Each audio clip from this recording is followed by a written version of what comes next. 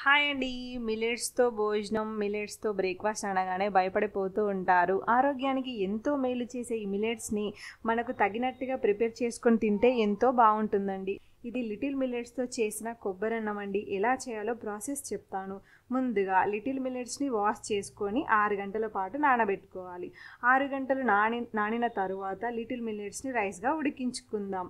Millets rice ఉడికేలోపు కొబ్బరన్నానికి కావాల్సిన పదార్థాలు చూద్దాం. పచ్చి కొబ్బరి తురుము, జీలకర్ర, శనగపప్పు, మినపప్పు, క్యాష్యూస్, కరివేపాకు, ఒక పచ్చిమిర్చి. ఈలోగా రైస్ ఉడికేసిందండి.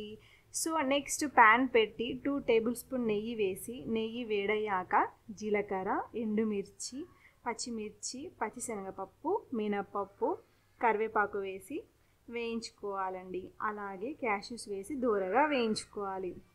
కొంచెం పసుపు కూడా వేసి కలపాలి. ముందుగా గ్రైండ్ చేసి పెట్టుకున్న కొబ్బరి తురుము వేసి దూరగా వేయించుకోవాలి పచ్చి వాసన పోయే వరకు. ఉడికిన లిటిల్ మిల్లెట్ రైస్ వేసుకొని తగినంత సాల్ట్ వేసుకొని కలుపుకోవాలండి, సరిపోతుంది. సో ఇదండి ఎంతో టేస్ట్ అండ్ గుడ్ రెసిపీ. మీరు కూడా ట్రై చేయండి. Thank you.